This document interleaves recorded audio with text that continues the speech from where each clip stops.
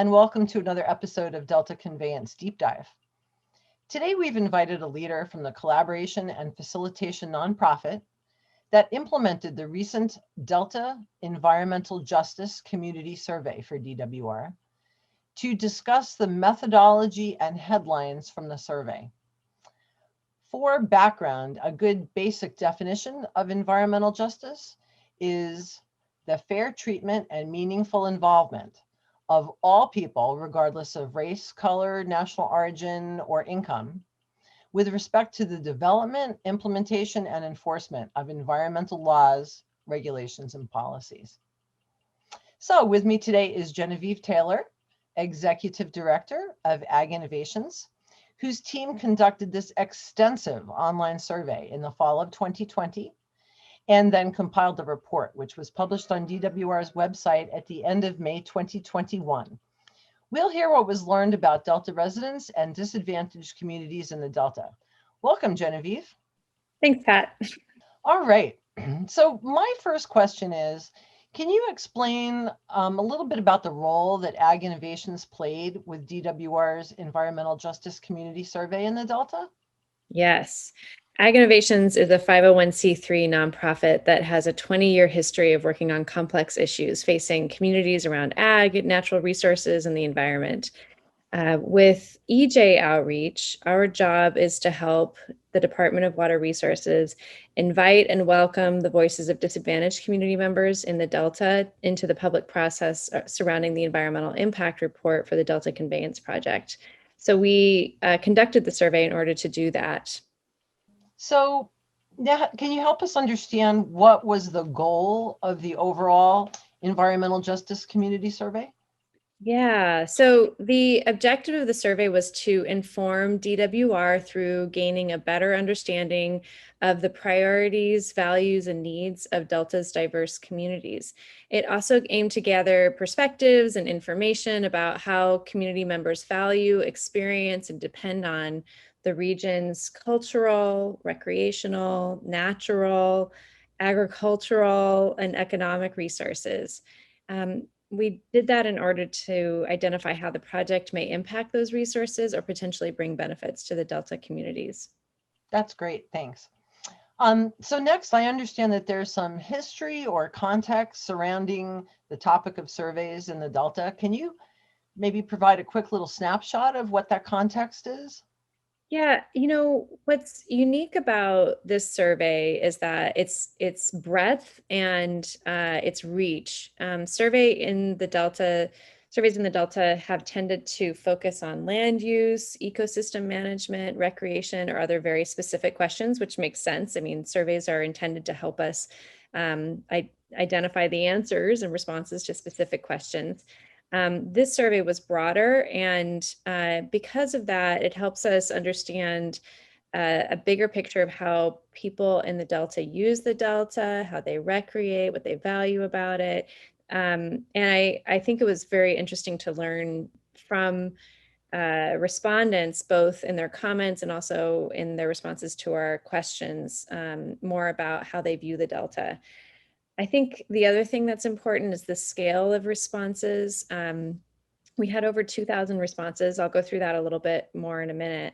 And, of those who were disadvantaged community members in the Delta, it was an important way to understand a specific slice of Delta community members in a way that hadn't necessarily been focused on in the same way before. So its breadth, its reach, all of those things contribute to it, making it unique and helpful both for DWR, and we hope it's helpful actually for other Delta community organizations too. So what were some of the key points in the process or methodology of conducting this survey in the Delta? Yeah, I think it's best if I share my screen to talk about this. Sure. So I think the first thing is just understanding how we sliced and diced the group of people who responded to the survey. So we had 2,117 total participants.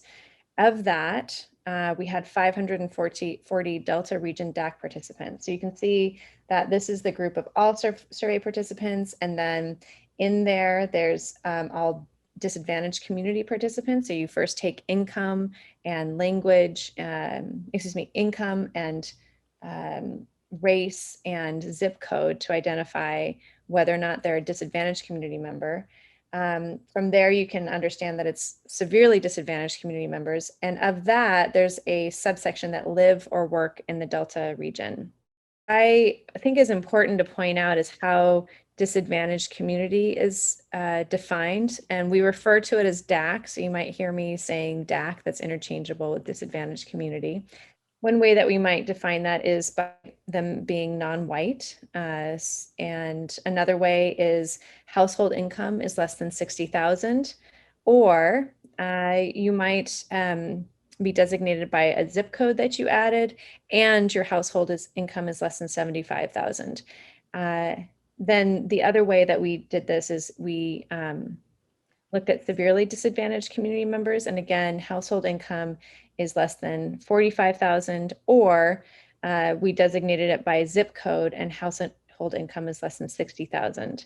So there were two different mapping tools. One was a DWR tool that looked at income, and then another one was the Cal EnviroScreen, which looked at other burdens that might be applied to a zip code. So it might be environmental, it could be the income, like general income, or other types of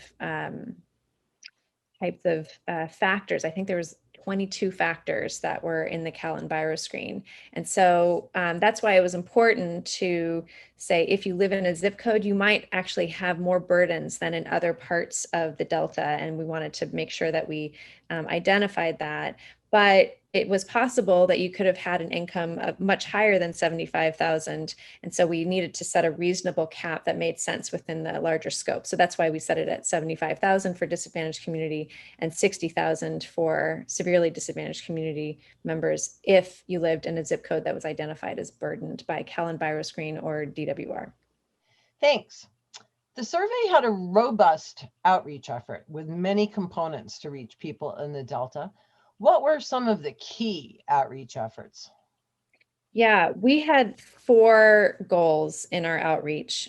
The first was just to have a large number of people participate who were interested in the Delta. So we really wanted to increase overall visibility and participation.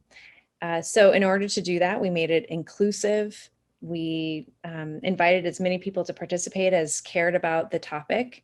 We made it short, interactive, and engaging.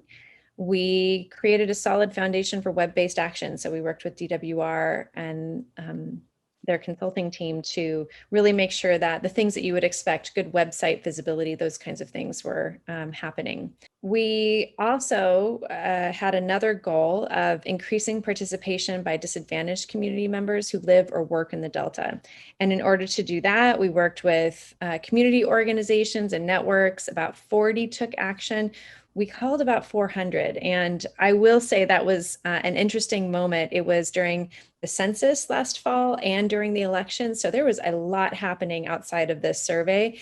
So we felt pleased that 10% helped us in the ways that they could, whether it was leaving flyers, sending out e-blasts or Facebook posts. And there might have been a few more that we didn't catch that also took action. But we were definitely competing for airtime. We also tested outreach with Univision, which specifically works with Spanish-speaking communities, the Sacramento Cultural Hub. We did radio spots on Spanish-speaking radios, and we did videos as well to help increase visibility. Finally, we also did direct outreach, including bag stuffing at food banks and showing up at school meal distribution sites and handing them flyers and talking to them about the survey. We also put flyers up at post offices, which in the Delta is really important. It's an important place for people to get meaningful updates, particularly in COVID-19 and the pandemic. It was one of the places where people still regularly showed up in person. We also had a goal of increasing participation by limited English speakers. And in the Delta region, specifically, the 2 languages that we translated into were Spanish and Chinese. And The reason we chose those had to do with the census. We were looking at the census population of the 5 counties, and those were the 2 highest limited English speaking community members. And so we did some of the things that we talked about before with direct outreach with Spanish speaking channels like Univision. But for the Chinese community, there was a specific effort by a local embedded community leader who used WeChat, which is a kind of like a Facebook for the Chinese community, and invited people to participate that way, as well as texting. And that certainly was a big learning for us, that finding, especially for limited English speaking communities, that finding people who are embedded in those communities is really an important way for them to work, to want to fill out the survey.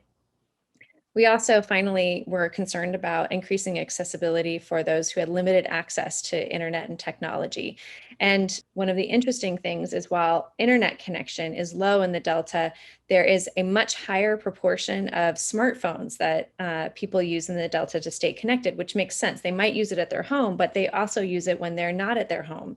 And so we worked with MetroQuest, which had a reputation for being able to have a survey that was accessible on a smartphone, and we tested out a lot of the older smartphones to give us as wide a berth as possible in terms of finding, making it accessible to those who'd be using their smartphones. We also provided a hotline in case folks had trouble filling it out or needed support in filling out the survey online.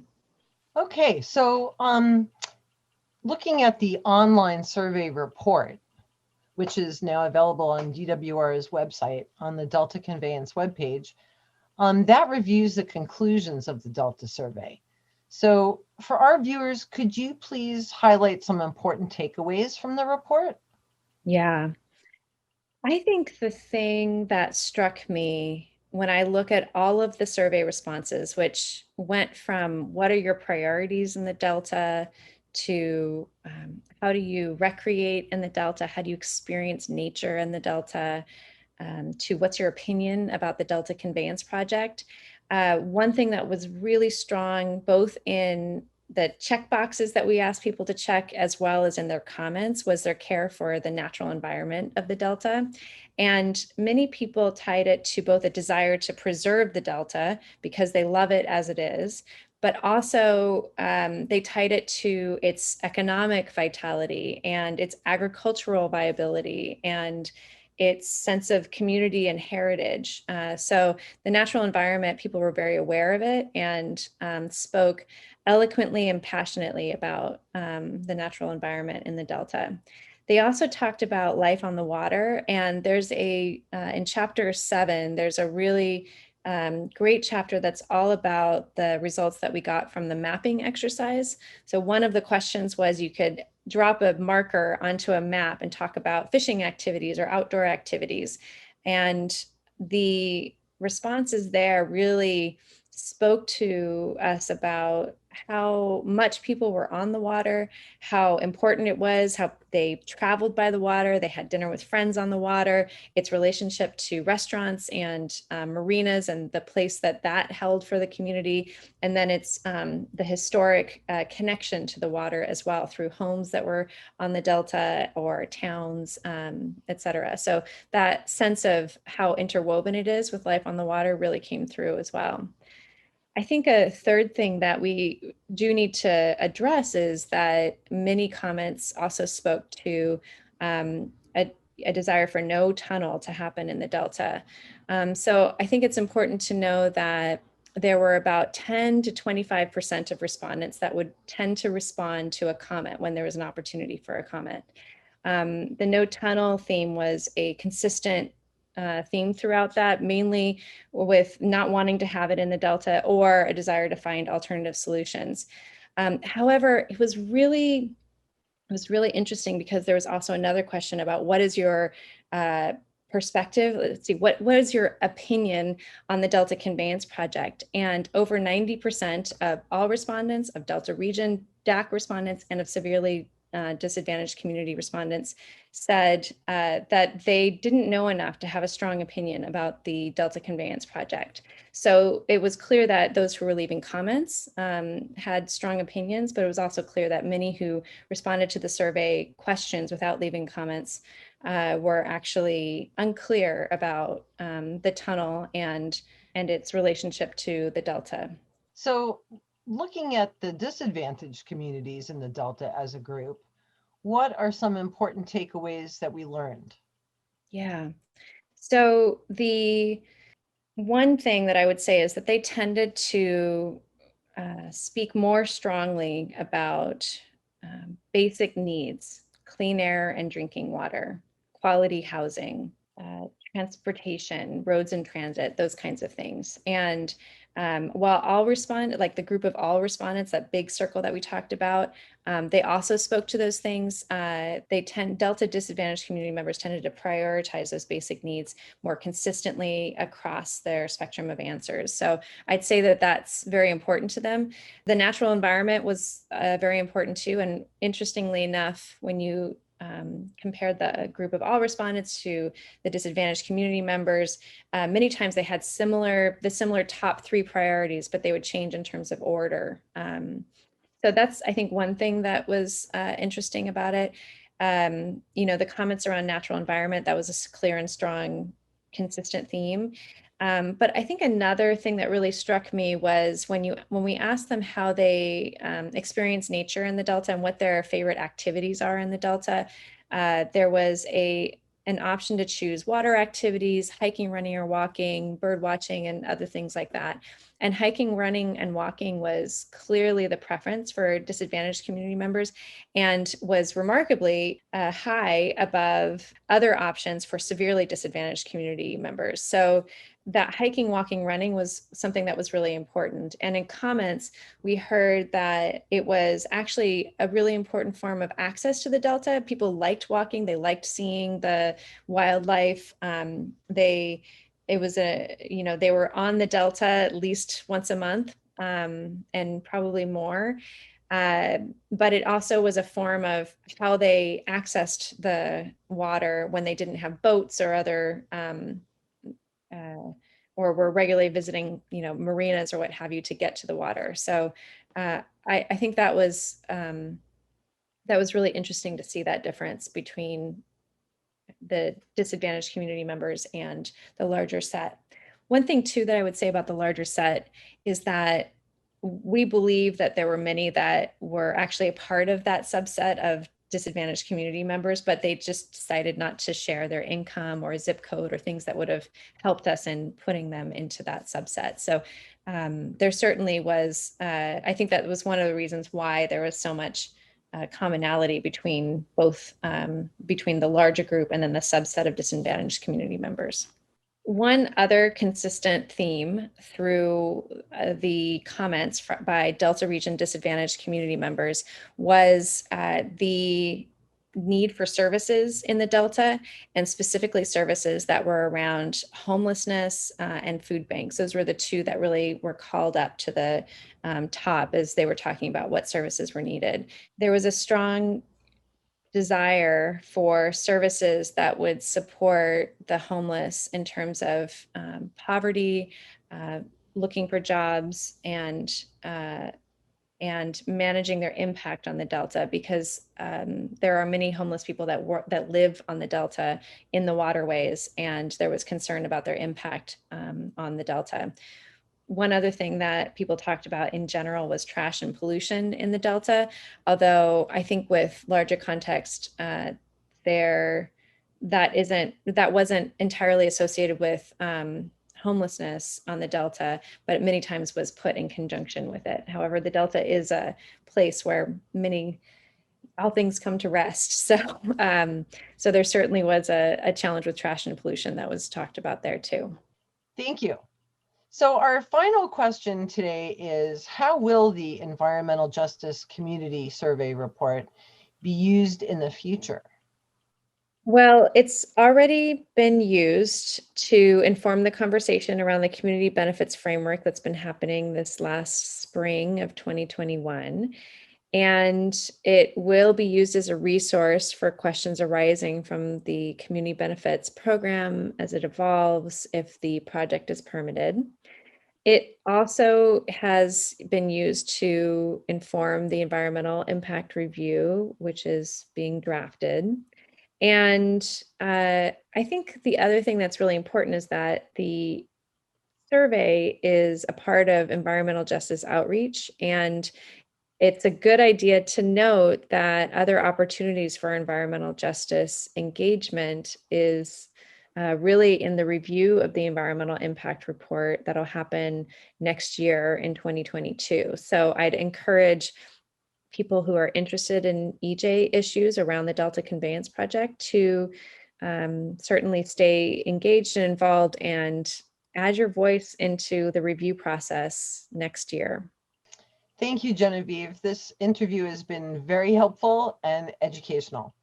And for our viewers, if you're looking for more of our Delta Conveyance deep dive videos, please check out the DWR YouTube channel. Thanks so much.